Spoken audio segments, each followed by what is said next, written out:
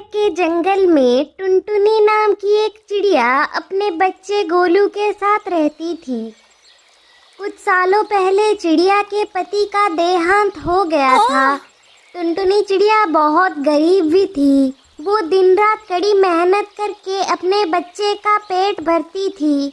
टुनटुनी चिड़िया अपने घर चलाने के लिए जंगल में ताजे ताजे फल बेचा करती थी। फल ले लो फल, ताजे ताजे फल, मीठे मीठे फल, इधर आइए भाइयों बहनों, इधर आइए भाइयों बहनों, ताजे ताजे फल, मीठे मीठे फल, ले लो भाई फल। तभी कालू नाम का एक कौवा टुनटुनी के दुकान में आता है। अरे ओ टुनटुनी बहन, ये अमरूद कितने की है? फिर टुनटुनी बोलती है, अमरूद तो 30 रुपए किलो है भैया।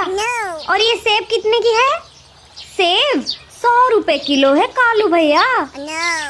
टुनटुनी बहन, आपके दुकान में जो सबसे महंगा फल है वो लेकर आइए। फिर टुनटुनी फल लाने के लिए ऊपर अपने दुकान की तरफ जाती है। तभी कालू टुनटुनी के दुकान से कुछ फल लेकर अपने थैले में रख लेता है। टुनटुनी टोकरी में कुछ फल लेकर आ जाती है। टुनटुनी बहन, आज फलों का दाम कुछ ज्यादा ही महंगा है। इतनी महंगाई में मैं शायद फल नहीं खा पाऊंगा। चलो कुछ नहीं, आज दाना ही खाकर पानी पीकर सो जाऊंगा।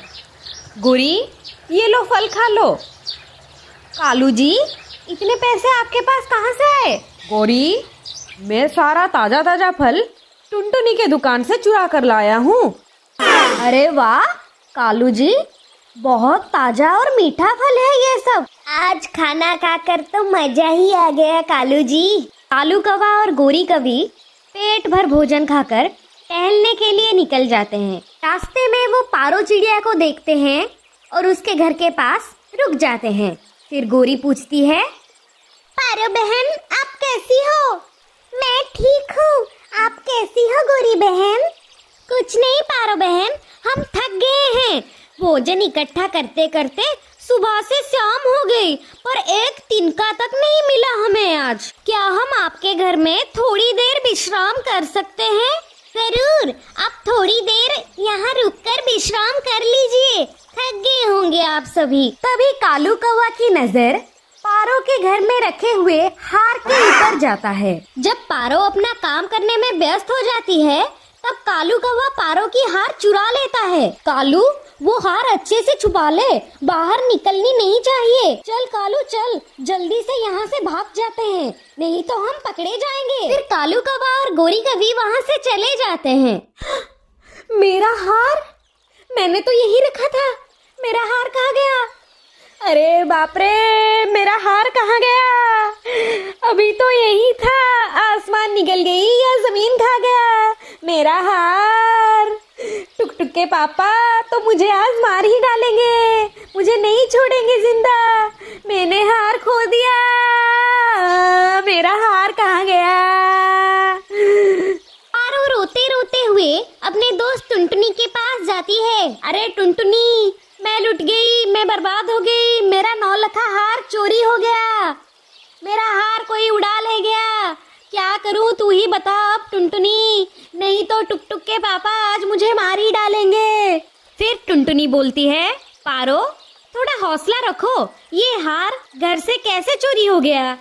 पता नहीं टुनटुनी, ये कालू और गोरी मेरे घर में आए थे विश्राम करने के लिए, उसके बाद देखा तो घर से हार गायब ही हो गया है। टुनटुनी थोड़ी देर सोचने के बाद बोलती है, पारो अभी कल की बात है, कालू मेरे दुकान में आया था।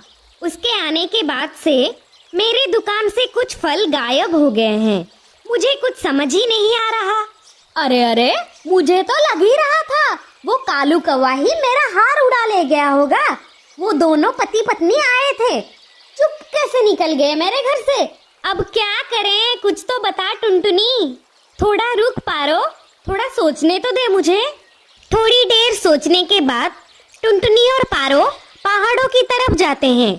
वहाँ से खुजली वाले पत्ते ढूंढने लग जाते हैं। कुछ देर बाद उन्हें वो पत्ता मिल जाता है। उस खुजली वाले पत्ते की कुछ चटनी बना लेते हैं वो। जैसे ही कालू कौवा और गोरी कभी घर से बाहर जाते हैं, टुनटुनी और पारो कालू के घर में घुस जाते हैं और वो खुजली वाले पत्ते की चटनी उसके घर के फलों में और गहने में लगा देते हैं। घर आकर कालू जैसे ही वो फल खाता है, खुजली कर कर के कालू का शरीर लाल पड़ जाता है। अरे ये तो चोरी का फल था, ये फल खाकर कैसा हाल हो गया है आपका। मैं नहीं खाऊंगी ये चोरी वाला फल। डर के मारे गोरी जाकर पारो को उसका हार लौटा देती है और माफी भी मांग लेती है उससे।